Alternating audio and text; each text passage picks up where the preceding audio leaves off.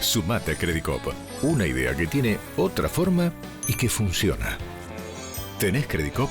Tenés quien te acompañe. Banco Credicop Cooperativo. La banca solidaria. La verdad que Ini es una genia, como nos está ayudando a organizar la casa. Y ahora, ¿en esta caja qué hay? Ah, las cartas de Claudia. Sí. ¡Ay, qué amor! Fácil, hay como 40 mazos. Tarot, españolas, póker, todo. ¿Te hago un truco? Mirá, elegí una. Cualquiera. ¡Opa! Ah. ¡Osmar! ¡Se nos cayó una carta! ¿A quién que la vayas a buscar vos, Ini? Hacé todo desde tu celular. Hacete Galicia.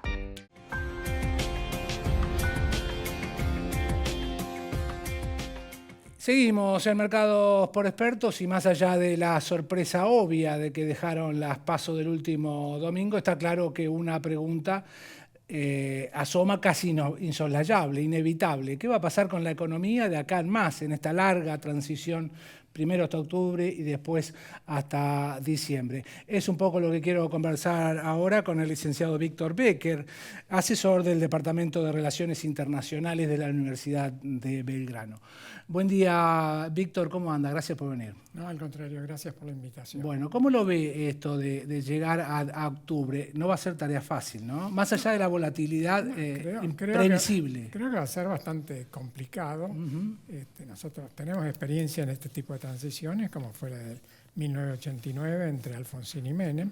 Esperemos que no sea tan complicada, pero de todas maneras hay algunos signos que evidentemente muestran que ha habido una reacción de parte de los inversores en cuanto a tratar de sacar sus activos de la Argentina. Esto genera toda una corrida sobre el dólar, el tipo de cambio está sujeto entonces a una presión demandante y ahí depende un poco de la política que ejerza el Banco Central en cuanto a intervenir para tratar de evitar de que el tipo de cambio aumente significativamente. Claro. ¿Cuáles han sido las claves del fracaso? Porque, a ver, yo creo que está claro de que hoy por hoy el tema central del resultado del último domingo fueron claramente la gestión económica, me da la impresión, ¿no? No sé, creo que hay consenso en eso. Yo creo que el mensaje de las urnas fue muy claro.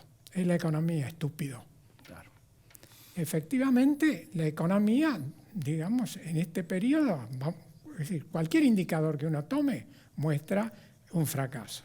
Se prometió pobreza cero, tenemos 35% de pobreza. Se prometió bajar la inflación, estaba en el 25% cuando asumió el gobierno, está en el 50% con promesa de seguir subiendo. Desempleo estaba por debajo del 8%, está arriba del 10%.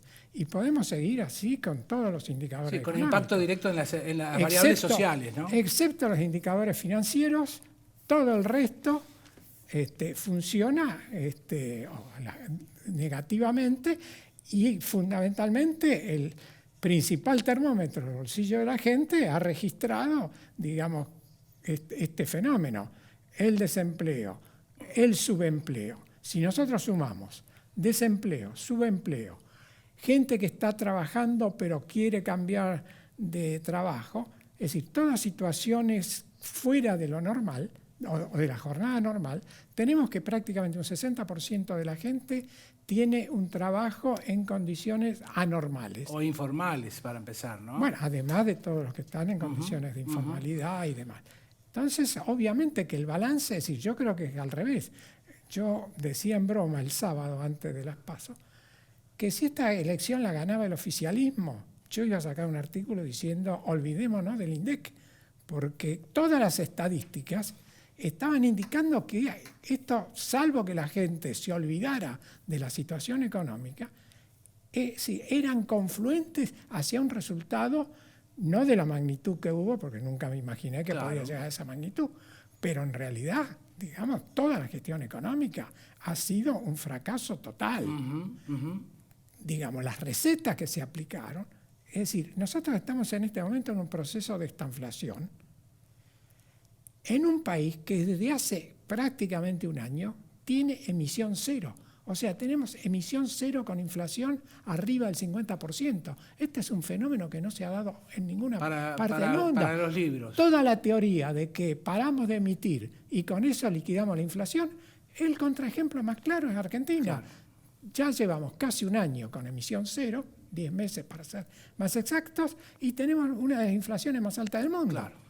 Entonces, evidentemente, a esta gente se le quemaron los Sí, papeles. efectivamente. Habló del tema del salario, que obviamente la retracción del poder adquisitivo fue claramente una de las cosas que impactaron y que, por lo menos en la caída del consumo. ¿Puede esperarse una caída más abrupta todavía del consumo a partir de esta devaluación de estos días?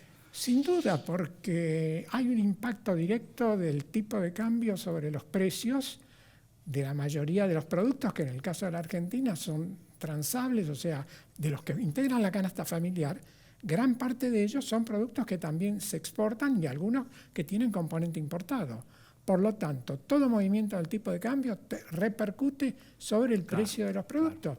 Entonces, digamos, la buena noticia que es de que la inflación estaría bajando, a partir de esta devaluación se revierte. Ya a partir de agosto vamos a tener seguramente índices por arriba del 3% mensual. Hablando de índices, hablando del INDEC, organismo en el que supo ser director en la época de Alfonsín, podemos decir que la gestión en el INDEC de Jorge Todesca va a ser una de las mejores herencias o herencias positivas que va a dejar este gobierno. Y la otra pregunta, ¿cuál sería la hipoteca? ¿Cuál sería la herencia negativa en este caso? Sí, efectivamente, yo suelo decir eso, que desde mi punto de vista, uno de los muy pocos aspectos positivos de esta gestión ha sido el restablecer la credibilidad y la veracidad de las estadísticas del INDEC.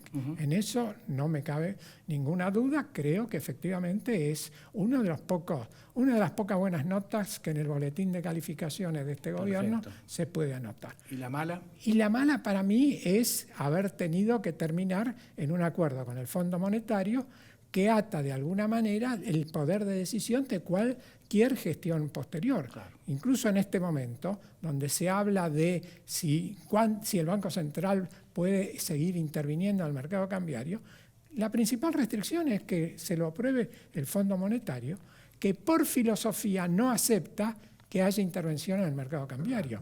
Y a regañadientes la tolera en el caso argentino. Muchísimas gracias, Víctor. Al contrario. Muy claro. El licenciado Víctor Becker, asesor del Departamento de Relaciones Internacionales de la Universidad de Belgrano. Es todo por ahora. Mercados por Expertos sigue después de la pausa. Gracias.